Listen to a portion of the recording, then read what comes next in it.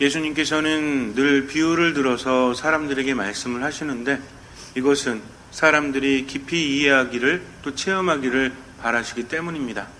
그런데 성경에 나온 비유가 우리나라가 아닌 이스라엘 땅에 대한 비유이기 때문에 가끔 우리에게는 생소할 수도 있어요. 그래서 비유를 잘 모르기 때문에 때로는 이 비유를 가지고 엉뚱한 말을 해도 우리는 그게 그런 뜻인가 하고 잘못 나아갈 수 있다는 것입니다. 그래서 여러분들이 성경을 묵상할 때는 가장 중요한 것은 세상과 하느님 나라를 분리하려고 하는 것이 아니라 예수님의 말씀은 세상 안에 하느님의 나라가 있다라는 거죠. 제가 말씀드린 이 명제를 잘 기억하시기 바랍니다. 하느님 나라는 어디 있어요? 세상 안에서 이미 시작되어지고 있다는 것입니다. 아직은 완성되진 않았지만 그래서 장소적인 개념이 아니라 상태적인 개념이라고 볼 수 있다. 상태라는 말이 어렵긴 하지만 하느님께서 이 세상을 만드셨고 이 세상 모든 사람들이 구원되기를 바라세요. 그런데 어떤 사람들은 마치 천국이라는 것이 세상을 떠나서 있는 것처럼 사람들에게 잘못 인도하기도 합니다. 잘못 가르치기도 한다는 거죠. 거기에는 의도가 있을 수도 있어요. 그래서 우리가 가끔 어떤 사입이라고 하는 그리고 이단이라고 불리우는 그런 곳들은 목적이 있어서 사람들을 현혹합니다. 사람들은 뭔가 특별하기를 바라죠? 그렇지 않아요? 여러분들도 특별하다는 말을 좋아하십니까? 싫어하십니까?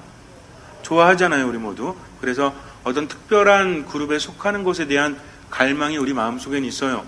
그러다 보니까 뭔가 신비스럽고 특별하면 나도 거기에 속하고 싶죠. 세상이 힘들면 힘들수록 조심하셔야 됩니다.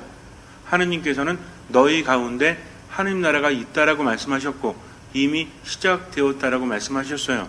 그래서 성경 묵상할 때도 어디 가서 어떤 강의를 듣거나 아니면 책을 읽거나 이렇게 할 때도 세상을 동떨어서 따로 살아가라는 말이 주가 된다면 거기에는 위험성이 있다는 거죠.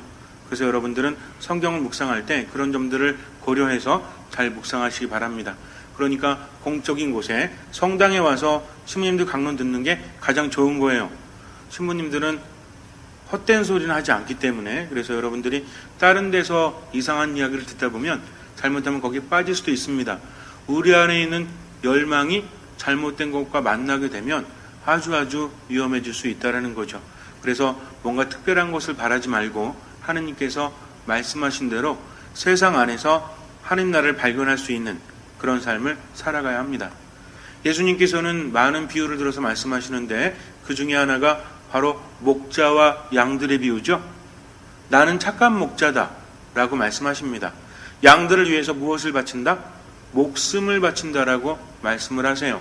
여기에서 주는 양이 아니라 목자라는 거죠. 양들이 위험에 처했을 때 목숨을 바칠 정도로 양들을 어떻게 한다? 사랑한다는 것입니다. 여기서 착한 목자, 선한 목자라는 것은 바로 양들을 그만큼 사랑하기 때문에 목숨까지도 내어줄 수 있는 분, 그분이 누구란 얘기예요? 하느님이시라는 거죠. 그래서 이런 모든 비유 안에는 인간을 향한 하느님의 사랑이 담겨 있다. 근데 우리는 하느님에 대해서 자꾸만 무섭게 생각하고 심판자로 생각하면 돼요, 안 돼요? 안 된다는 겁니다. 때로는 엄한 모습으로 우리에게 다가오기도 하시지만 이 모든 것들은 인간을 사랑하기 때문에. 우리 엄마 아빠들이 아이들 혼낼 때 있죠? 맴매할 때도 있잖아요. 그러면 아이를 때리면서 쾌감을 느끼십니까? 그렇지 않아요.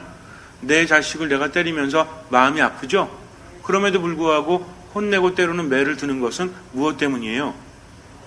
잘 되라고. 물론 순간 화가 날 때도 있지만 그래서 감정적일 때도 조금은 있죠? 조금은 있잖아요. 그죠? 그러나 하느님은 감정적이지 않으십니다. 우리를 너무나 사랑하신다는 것. 내가 아무리 잘못해도 부모님들은 우리를 버릴 수 있어요? 없어요? 여러분들은 자식이 잘못하면 언제든 버릴 각오가 되어 있으십니까? 그렇지 않아요. 세상 모든 사람들이 외면해도 누구만큼은 버릴 수 없죠? 엄마 아빠만큼은 자식을 버릴 수 없습니다. 그런데 하느님께서는 그 엄마 아빠보다도 우리를 너무나 사랑하신다. 그렇기 때문에 절대로 버리지 않으십니다. 내가 포기하지 않으면 그분은 나를 언제든 받아주신다는 거죠. 이것을 잊지 마세요. 그러니까 때로는 하느님께 열심히 못했어도 힘들 때면 성당에 와서 앉아서 기도하십시오. 하느님께서는 그 기도를 들어주십니다. 가끔 보면 그런 분들이 있죠. 평상시에 열심히 신앙생활 안 해가지고 주님께 기도하는 게 너무 죄송스럽습니다 라고 말씀하시는 분이 있어요. 설사 그렇다고 할지라도 하느님은 나를 사랑하십니다. 아이가 나가가지고 가출을 해가지고 엄마 아빠 속 엄청나게 썩이다가 병들었어요. 그리고 배가 고픕니다. 근데 엄마 아빠한테 죄송해가지고 돌아오지 못하고 굶어 죽는다면 엄마 아빠는 어떻게 하겠어요? 그래 이 자식이 그냥 평상시에 그렇게 속이더니 잘됐다 이놈 자식아 이렇게 말합니까? 그렇지 않아요. 부모는 아무리 자식이 잘못했어도 아프고 배고프면 오기를 바라지 않습니까? 그러니까 하느님은 더더욱더 우리를 사랑하시기 때문에 혹여라도 여러분들 마음속에 내가 이런 죄를 져가지고 하느님께 이런 벌을 받는 것이 아닌가 라는 마음이 있다면 그 또한 사탄의 유혹입니다.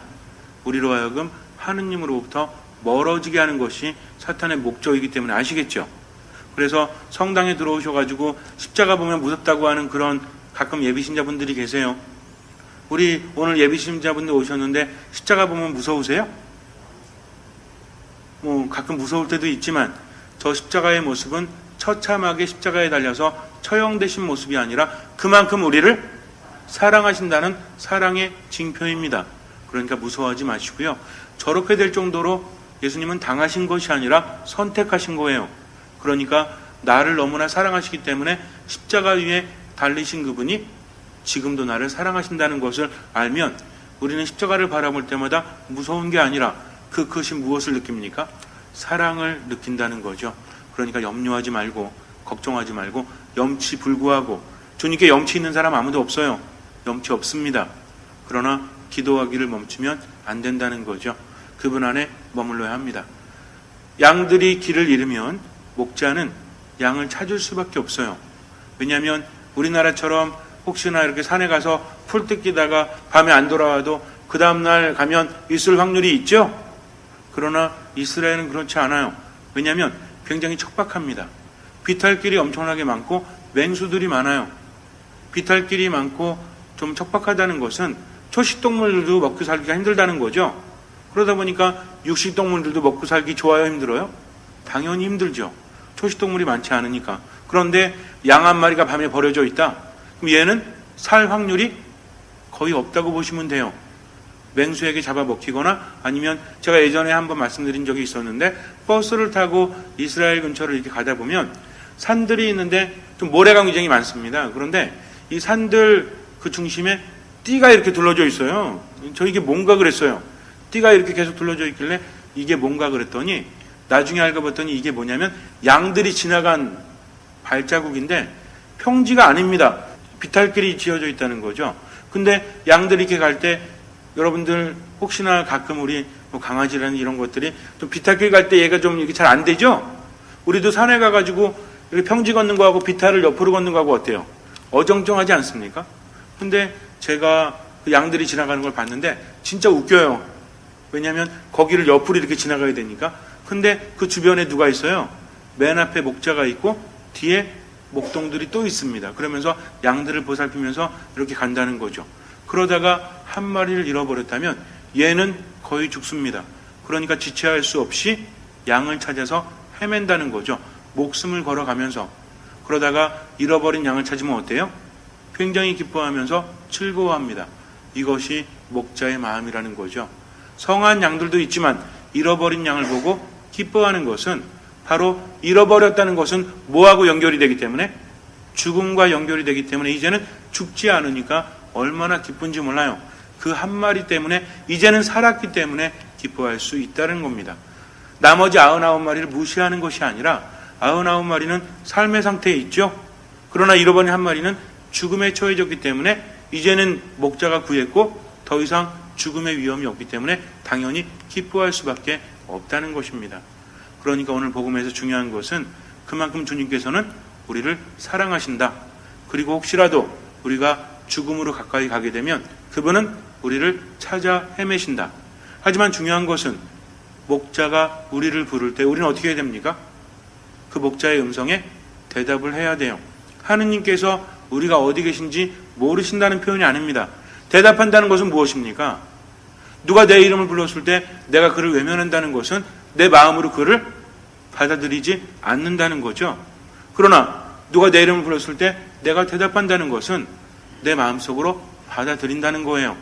그러니까 목자이신 주님께서 우리가 어디 계신지 모른다는 표현이 아니라 이 비유 표현은 바로 내가 어떻게 해야만, 그분께 응답해야만 그분이 나를 구원하실 수 있다라는 거죠. 무엇 때문입니까? 그분이 전능하시지 않아서가 아니라 우리에게 주어진 무엇 때문에? 자유, 의지가 있기 때문에 그래요. 사랑이라는 것은 강제가 아니에요. 그렇지 않습니까? 사랑이라는 것은 내가 아무리 사랑한다고 할지라도 어떻게 하면 이루어질 수 있어요? 내가 어떤 사람 너무 사랑해. 그래가지고 가서 함께 결혼하자고 그랬어요. 그럼 다 결혼합니까? 사랑이 다 이루어져요? 그러면은 자꾸만 내가 강요하면 이것은 사랑이 아니라 뭐가 될 수 있어요? 집착이요, 스토킹이 될 수도 있어요. 오히려 안 좋은 것이 될 수 있다는 거죠. 그래서 사랑이라는 것은 반드시 뭐가 필요하다? 일방적인 것이 아니라 상대방의 뭐가 필요해요? 목자가 부를 때 뭐 한다고 그랬죠?